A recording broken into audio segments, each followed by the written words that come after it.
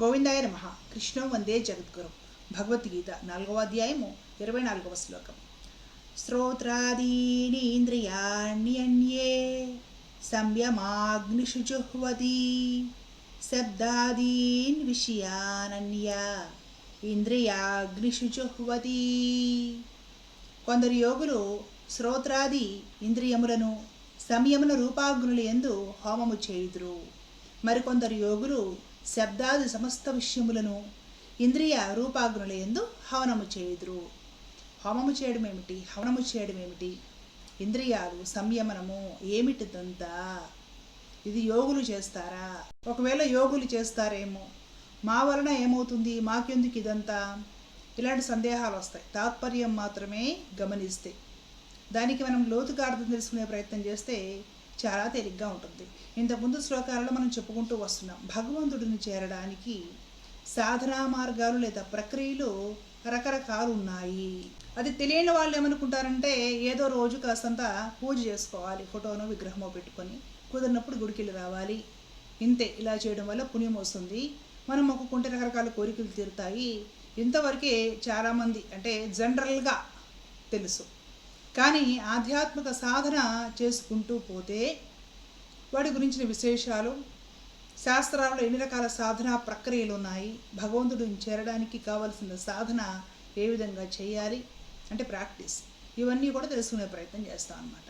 అంటే భగవంతుడిని చేరడానికి రకరకాల మార్గాలు ఉన్నాయి. అందరూ అన్ని రకాలు పాటించలేరు. కొందరు కొన్ని రకాల ప్రక్రియలు చేస్తూ ఉంటారు, ఇంకొందరు కొన్ని రకాల ప్రక్రియలు చేస్తూ ఉంటారు అన్నమాట. అలాగా వారికి శక్తికి తగినంత, వారికి కుదిరినంత, వారు చేయగలిగినంత, దేశకాల పరిస్థితులను అనుసరించి వాళ్ళు చేసుకోగలిగినంత అన్ని రకాల మార్గాలు అంటే అన్ని రకాల ప్రక్రియలు కూడా పరమాత్మ భగవద్గీతలో వివరించి చెప్పడం జరిగింది. వారి వారి యోగ్యతని, వారి వారి పరిస్థితిని, అభిరుచిని అనుసరించి ఒక్కొక్కరు ఒక్కొక్క రకం ప్రక్రియలో వెళుతూ ఉంటారు. వాటి గురించి పరమాత్మ గత శ్లోకాలలో కూడా చెప్తూ ఈ శ్లోకంలో కూడా ఇంకో 2 రకాల మార్గాలు చెప్పారనమాట. ఏమిటవి తెలుసుకునే ప్రయత్నం చేద్దాం. కొందరు యోగులట శ్రోత్రాది ఇంద్రియములను సంయమన రూపాగ్నుల యందు హోమము చేయుదురు. ఏమిటవి ఇంద్రియాలు అంటే చెవులతో వినేది, కళ్ళతో చూసేది, లేదంటే స్పర్శ ద్వారా తెలిసేది, నాలుకకు రుచి తెలిసేది, ఇలాంటివి ఏమైతే ఉంటాయో ఇవన్నీ కూడా కంట్రోల్ చేస్తారు. కంట్రోల్ చేసే ప్రాసెస్ లేదా ప్రక్రియ, ఆ సాధన ఏదైతే ఉందో ఆ విధంగా కంట్రోల్ చేసుకుంటూ పోవడం వలన తన మీద తనకు కంప్లీట్గా కంట్రోల్ వచ్చేస్తుంది. అలా కంట్రోల్ వచ్చిన తర్వాత మన మీద మనకు పర్మనెంట్ కంట్రోల్ వచ్చిన తర్వాతే భగవంతుడిని చేరడము, భగవంతుడి గురించి విశేషంగా తెలుసుకోవడము, ఆ విధమైన జ్ఞానం ఏదైతే ఉంటుందో దాన్ని మనం సంపాదించడం సాధ్యమవుతుంది అనే భావనతోటి ఇంద్రియాలని కంట్రోల్ చేయడానికి ప్రయత్నం చేస్తారన్నమాట. సంయమనం అంటే కంప్లీట్గా బ్యాలెన్స్ చేసేయడము, ఇంద్రియాలను పరిపూర్ణంగా అదుపులో ఉంచుకోవడము, ఈ విధమైన సాధనలు చేస్తారు. ఎలా అదుపులో ఉంచుకుంటారు?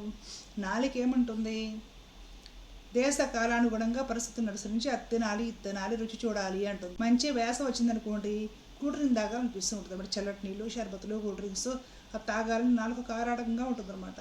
మంచి చలికాలం వచ్చిందనుకోండి, చలికాలానికి తగ్గట్టుగా వేడి వేడి ఆహారం తీసుకోవాలనిపిస్తుంది అనమాట. మంచి వర్షం వచ్చిందనుకోండి, ఆ వర్షానికి పకోడీలో, బజ్జీలో, ఇంకోటో ఏవో తినాలనిపిస్తూ ఉంటుంది అనమాట. నాలుకకి కంట్రోల్ లేకపోతే పరిస్థితి ఏంటంటే, ఒక కుర్రవాడికి ఏ అర్ధరాత్రి 11కో 12 కూడా ఈ రోజులో అర్ధరాత్రి కాదనుకోండి, ఏ పిజ్జానో బర్గరో లేదంటే ఏదైనా మాంసాహార సంబంధితమైన బిర్యానీయో తినాలనిపిస్తే తనకు అప్పుడు అనిపిస్తుంది. కాబట్టి అప్పుడు డెలివరీ ఇచ్చే బాయ్స్ కానీ లేకపోతే వాడే బైక్ వేసుకొని ఏ హోటల్ తెరిచుంటే అక్కడికి వెళ్ళేసేసి తెచ్చుకొని తినేస్తాడు. అంటే పాత రోజుల్లో నాలుగు కనిపిస్తే ఆ పరిస్థితి మనకి లేదు కాబట్టి సౌకర్యము ఆగుండేవాళ్ళు, రేపు చూద్దాంలే అని అదుపు ఉండేది. ఇప్పుడు అలా కాదు, ఇప్పుడు చేయాలనిపిస్తే చేసేయడమే, ఏదో ఒక రకంగా అది నెరవేర్చుకోవడమే, దాన్ని కంట్రోల్ చేయాలని అనుకోవట్లేదు. తినాలి అనిపిస్తే అది పలానా 4 కాలనీల అవతలో లేదంటే పక్కూరులోనే అది బాగుంటుంది అలాంటివి అనిపిస్తే అక్కడికి వెళ్ళైనా సరే అది తెచ్చుకోవాలి, లేదంటే తెచ్చిచ్చేవాళ్ళంటే ఆర్డర్ పెట్టి తెప్పించుకొని తినాలి, టేస్ట్ చేయాలి.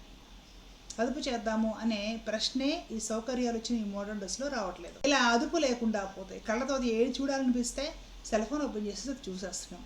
దానికి హద్దు లేదు. పాత రోజుల్లో చూడాలని ఉన్నా చూసే పరిస్థితులు లేవు. ఇప్పుడు ఏది చూడాలని కూడా దాన్ని సెల్ ఓపెన్ చేసి చూడవచ్చు. అంటే ఏమిటి, అదుపు చేసుకునే పరిస్థితి కనిపించడం లేదు, విచ్చలవిడితనమే పెరిగిపోతుంది. చెవులకు ఏది వినాలనిపిస్తే అది వినేయడమే, ఫోన్ ఓపెన్ చేసుకొని. ఎవరితో మాట్లాడాలనిపిస్తే వాళ్ళకి ఫోన్ చేసి మాట్లాడటం. ఇంకా ఇలా ఎన్నైనా చెప్పుకోవచ్చు. అంటే ఏంటంటే అదుపు అనే గుణము ఈ రోజుల్లో కంట్రోల్ తప్పింది. ఏం చెయ్యాలనుకుంటే క్షణాల మీద చేసేయడమే. టెక్నాలజీ అలా ఉంది, మనకి సౌకర్యాలు అలా వచ్చి పడ్డాయి. దీనివల్ల ఏమవుతుంది, మనకు మనసు ఎప్పుడు ఏదో ఒకటి అడుగుతూ ఉంటుంది, మనం అవన్నీ తీర్చుతూ ఉంటాం. తీర్చడానికే మనకి జీవితం సరిపోతుంది అనమాట. అదుపు అనేది, సంయమనం అనేది, అంటే కంట్రోల్ అనేది ఇక్కడ లేకుండా పోతుంది అనమాట. ఈ కంట్రోల్ అనేది లేకపోతే ఏమవుతుందంటే అది అడిగిన మొత్తం మనకి ఇవ్వాలనిపిస్తూ ఉంటుంది. మనసు చెప్పినవన్నీ కూడా మనకి చెయ్యాలనిపిస్తూ ఉంటుంది. జీవితం అంతా దీనికే సరిపోతుంది.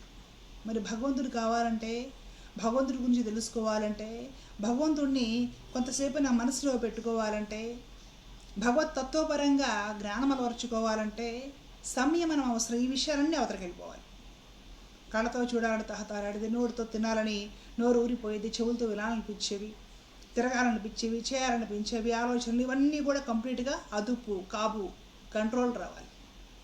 ఈ కంట్రోల్ వచ్చేసింది అంటే అప్పుడు మనసు ఎలా ఇది వద్దు అంటే అయిపోతుంది. కళ్ళకి చూడాలనిపిస్తుంది, మనసు వద్దు ఆపు అంటుంది, కళ్ళకి చూడాలనిపిస్తుంది. ఇంకా నోటికి ఏదో తినాలనిపిస్తుంది, మనసు అంటే వివేకంతో ఆలోచన చేయడం మొదలు పెడుతుంది. ఎందుకు ఇది అవసరమా, తినడానికి ఆరోగ్యంగా దొరికింది సరిపోదా, ఇవన్నీ కావాలా, వెంటనే ఇంకా నోరే కడగదు. సాధన మీద కంట్రోల్ వస్తుంది అనమాట. అలా ఎప్పుడైతే మనము ఈ ఇంద్రియాలని, మనసుని కంట్రోల్ చేసుకుంటామో అప్పుడు నేనెవరిని, నాకేం కావాలి, నేను ఎక్కడికి వెళ్ళాలి, నేనేం పొందాలని వచ్చాను అనే అసలైన విషయాలు ఏవైతే ఉంటాయో వాటి గురించి ఆలోచించడము, సాధనలో వాటి గురించి ఆలోచిస్తూ సాధన చేసుకుంటూ అడుగులు ముందుకు వేయడము, తద్వారా నిదానంగా పరమాత్మను పొందడం జరుగుతుంది. కాబట్టి కొందరు యోగులు చేసే హవనము ఏమిటి అంటే ఇలాంటి ఇంద్రియ విషయాలు ఏమైతే ఉంటాయో ఈ లాలసత్వము, వీటన్నిటినీ సాధన ద్వారా అదుపు చేసి సంయమన రూపాగ్నుల యందు హోమము చేయుదురు. రూపాగ్నులు, భగవంతుడు ఇక్కడ బహువచనం వాడుతున్నాడు. ఎందుకంటే రకరకాల ఇంద్రియాలు ఉన్నాయి, వాటికి రకరకాల అభిరుచులు ఉన్నాయి. కాబట్టి ఒక్కొక్క దాన్ని ఒక్కొక్క విధంగా అదుపు చేయాలన్నమాట. ఇవన్నిటిని అదుపు చేసి సంయమనము అనే ఒక అగ్నిలో పడేసేసి కాల్ చేయాలి. కంప్లీట్గా మనస్సు అదుపులోకి వచ్చేస్తుంది. అదుపులోకి వచ్చిన మనసు భగవంతుడి గురించి సాధన చెయ్యి అంటే చేస్తుంది. 4 గంటలకు లేచి స్నానం చేసి కూర్చుని భగవంతుడిని ధ్యానించు, భగవంతుడిని జపించు చేస్తుంది మనసు. కాసేపు నిద్రపోదాం, ఏం పోయిందిలే, రేపు చేసుకోవచ్చు కదా అన్నదనమాట. ఆ సాధన అంటే ఆహార నియమాలు పాటించాలి, విహార నియమాలు పాటించాలి, ప్రారంభాన్ని అనుసరించి మనకి ఏది దక్కితే దాంతో తృప్తి పడాలి. సాధనాపూర్వకంగానే ఇంద్రియాలను అదుపులో పెట్టాలి. అలా అదుపు చేసి సంయమనము అనే అగ్నిలో ఆహుతి చేసేయాలి. ఆ విధమైన హోమము కొందరు చేస్తారట. అలాగే మరికొందరు యోగులు శబ్దాది సమస్త విషయములను ఇంద్రియ రూపాగుణ యందు హవనము చేయుదురు. ఎవడో తిడతాడు, మనకి అవమానం అనిపిస్తూ ఉంటుంది, మనం చేయనివన్నీ కూడా చేసినట్టుగా గొడవ చేస్తూ ఉంటారు, నిందలు వేస్తూ ఉంటారు. ఎవరో కాదు, ఇంట్లో వాళ్ళే చేస్తూ ఉంటారు. చాలా మంది టార్చర్ చూస్తున్నాం కదా. కుటుంబ వ్యవహారాల్లోనే ఇంట్లోనే మన వాళ్ళు అనుకున్న వాళ్ళు, మనం ప్రేమించిన వాళ్ళు, మనం మనస్ఫూర్తిగా ఇష్టపడే వాళ్ళు, మనము నమ్మిన వాళ్ళే ఈ విధంగా మనల్ని మోసం చేస్తూ ఉంటారు. నానా రకాల మాటలు అంటూ ఉంటారు, క్యారెక్టర్ మీద దెబ్బ కొట్టే ప్రయత్నం చేస్తారు, చెడు ప్రచారం చేస్తారు, మానసికంగా ప్రశాంతంగా ఉండనివ్వరు, అసలు సమాజంలో మన ప్రశాంతంగా బ్రతకనివ్వరు. ఇవన్నీ మన మీద ఎలాంటి ప్రభావం చూపిస్తుంది, మనం అవన్నీ తీసుకుంటే ప్రతికూల ప్రభావం చూపిస్తుంది. కాబట్టి పరమాత్ముడు ఏం చెప్తున్నాడు ఇక్కడ, కొందరు యోగులు శబ్దాది సమస్త విషయములను ఇంద్రియ రూపాగుణుల యందు హవనము చేయుదురు.